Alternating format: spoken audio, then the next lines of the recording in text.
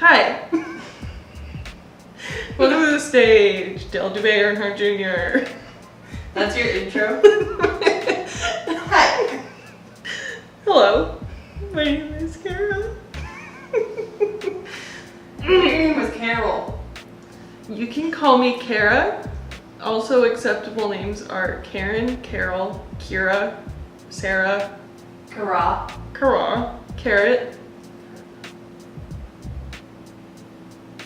That's it. So what's up? I'm here, you're here. Let's sit down. Let's have a little chat. It's gonna be me talking at you, but that's how most conversations I have with other people go, so that's what we're gonna do. Today, we're gonna talk about museums, but we're also gonna kind of be talking about galleries. I think that museums are very important to cultural preservation. I think they're really important places for us to meet up. They have been really important places for culture since the beginning of time, since the beginning of not time, but civilization really. I think that museums deserve more recognition than they get by smaller artists. I think that just because not all museums accept smaller artists, that doesn't mean you shouldn't still appreciate them. No, that's a mean thing to say. That's a mean thing to say, whatever. Why do we have museums? What's the point? You know, our taxes pay for national museums. Some people might think that that's a waste, but au contraire. I think that they are of high significance to preserving our history, and I believe that they are very important. They create tons of jobs, which we'll get into later. They create tons of jobs. They are really important. They're meeting places. They're places where, you know, say you immigrate to a new country, a great way to understand their culture is to go to a museum. So let's talk about some of the first museums. Surprisingly enough, you might think that the first museums were like in the Renaissance or something, but you would be wrong. The first museum was built in 500 BC. And we know that because archaeologists found this huge building in ancient Sumer. I think that's the right way to say it. Sumeria. Sumeria is the incorrect grammar, but Sumer is like the singular. Yeah. I guess. Sumer. Sumer. Hey, give me some air. Anyways, it was surprisingly curated and created by a woman who was a princess in Sumeria. And so we know this is a museum, not just because it held artifacts from artisans of that time, but each piece had a description that was translated in 3 different languages so that people could travel. Excuse me. I just got really excited about it.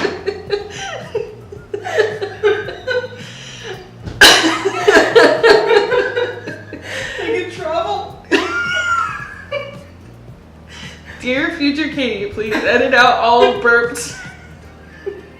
No. We still have a lot of museums that are very similar to the ancient ones we've talked about, where you go in, you're quiet, you look at everything, and then you leave. But I think that the idea of museums and galleries was really revolutionized in Europe when we had European salons. And European salons focused on what was called the Age of Conversation. So people would they would have this big room or this big house, and they would bring in poets and they would bring in musicians and they would put local art all over the walls, and they would meet for days at a time just to talk about culture and talk about beautiful things and talk about things that they didn't like, talk about things they did like. And I think that that kind of revolutionized the way that we talk about art and the way that we view art. When we go to galleries now, it is encouraged to talk about art while you're looking at it. It's encouraged to ask other patrons what they think of things. It's important to ask those who are in charge of the museum, you know, what you deserve to know, what information you can get from them. Coffee break. Sip that coffee. Oh my gosh, I almost knocked it over. So you might be wondering, how the heck does a museum become a freaking museum? Who is responsible from going from an idea of, I want to show off this kind of art, or I want a community space, to actually making it happen to where people can come in? Your first step, along with many, like, as it would be with many projects, is money. You need the money. And that comes mostly from donors, or from, if you're trying to have a nonprofit, that's going to come from taxes. So we have all this money coming in, so what do you do with that money? The first thing you want is to build a space if you haven't found a space. And so who do you hire? And that's an architect. And architecture is a really big part of art and art history. So a lot of museums become iconic, not just because of what's inside, but because of how they look on the outside. When you think of the Louvre, I think a lot of people, the first thing you think of is the glass pyramid outside, for sure. So that iconic piece of architecture was designed by I.M. Pei, who's designed numerous, like countless museums, who are, I would consider, almost as iconic to its contents as it is on the outside. He also designed the Shozu Museum, the Museum of Islamic Art in Dohu, the Miho Museum, and many more wonderful buildings. The next person down would be the curator or the art director. And the curator, from the Latin word cura, which means to take care of. So a curator is like in charge of overseeing the care of the art, how the museum itself is acquiring the art, and just the overall overseeing of where the art's going, how it's being received, how it's leaving, how it's being taken care of, who's taking care of it, and all of pretty much the employees of the museum. So they're like really high up on the chain when you're talking about a museum. So the next person down on the tier would definitely be the museum layout designers. So when, say, 20 pieces of art are going into a gallery, a museum layout designer is going to take all the measurements, know about the substance of each painting, and then plan how the layout is going to work of a museum.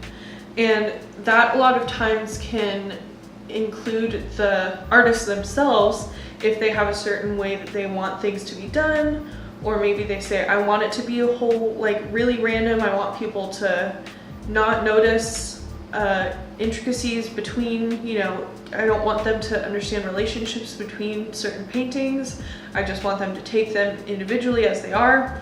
Or say you have, you know, 3 paintings that go in a series, you want those to be right next to each other. And there's like just numerous ways that you can lay out a museum. You can do little, like, what was I talking about later? Pinball machine, where you just go bink, bink, bink, bink. Like you're literally just, you walk into a museum, everything's kind of random. You just kind of go from one place to the other. You just kind of are diddling around, and there's no set path necessarily. Everyone's going to take a different path. You want people that aren't completely informed to feel like they are in a place where they belong, where they're supposed to be, and where they see a beginning, where they see an end, or maybe they, you know, no matter where they go, there's something new to discover in a gallery. That is such an important thing to decide on when you're putting up pieces, because I think that's so overlooked. Because when you think of the Louvre, or you think of the Getty or something, yeah, you think about, oh, this is the 18th century room. But you don't think about how intricately thought out it is, what is going where, according to their sizes, according to their shape, according to their contents. It could be laid out by so many different things, but the number one thing is making sure that the patrons don't feel lost in what they're doing. I'm gonna burp again. Sorry, Mom. So the next person would be the lighting designer, which is the person who, once everything's up, they're moving the lights so that everything is lit properly. Some paintings need less lighting, some paintings need more lighting, and you want to make sure that if they're encased in glass, you're not going to see a glare from the lights when you're at eye level. You also want to make sure you're not getting too much light on anything, because UV rays from certain light bulbs can really damage oil paintings or a lot of different paintings. So there's a lot of innovations with lighting when it comes to art, because so many old pieces of art and classic pieces of art have gotten damaged because of improper lighting. And because lighting was too harsh, things have gotten bleached and just things like that. I would consider the next person down, or the next group of people down from the lighting designers, after everything's installed, everything's put in, you have the tour docents. So you have people who know everything there is to know about their certain tour route, and they are open for questions, and those are the people that I gotta love them, because they do a really hard job of walking around all day telling the same stories over and over again, and to people who may or may not care about it, to the little ecosystem that a museum is. They help everything move along, they help, you know, people stay informed, and they're just so important and cute. Thank you. We love a tour guide. We love a tour guide queen. So I think that pretty much boils down to the patron. And the patrons are the blood of a museum. Those are the people that make a museum come alive. When you see a bunch of people crowd around a painting, that is why you do what you do when you're part of a museum. I remember having one of my pieces of art up in a library somewhere at my old school, and the feeling like I was one of the greats and I was deserving of putting my pieces up was such an invaluable experience for me. And to have other people look at it, and to have my experiences that were poured out onto a page, someone coming and enjoying seeing that, is such an invaluable experience. And being able to be a patron and to get a different perspective on life, or being transported through time, or learning something about yourself because of a painting, is just one of the most incredible experiences I think we can get out of art itself. And I think that is for sure why we should all support whatever local museum you have in your area. Go at least once. Just go. Just experience it. If you don't like the art, that's fine. You don't have to like the art. It's just the experience of going and being part of a culture and experiencing culture in a different way and appreciating maybe someone else's culture. I think that's just totally invaluable. Like, it's just such a beautiful thing that we do as people, is get together and showcase our culture. Okay, thank you guys for watching this video. Come back maybe next week, maybe, if you want. Feel free to subscribe. Put that little dingy on. Okay, bye.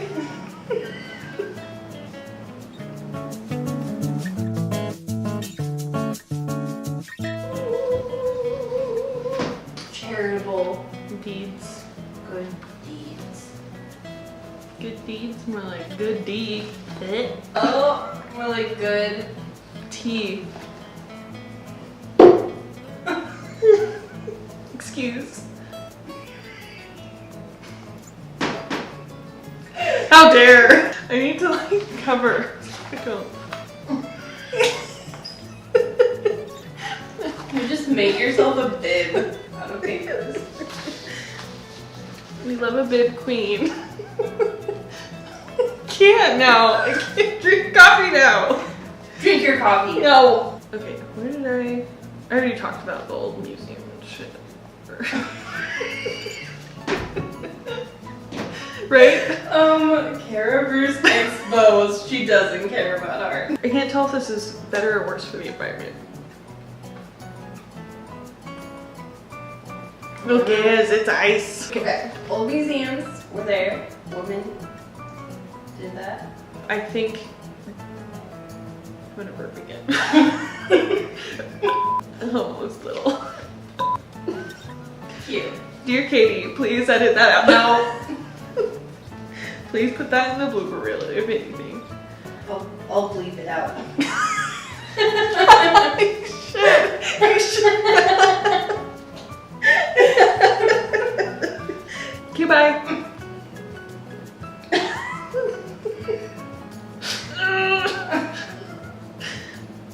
Goodbye.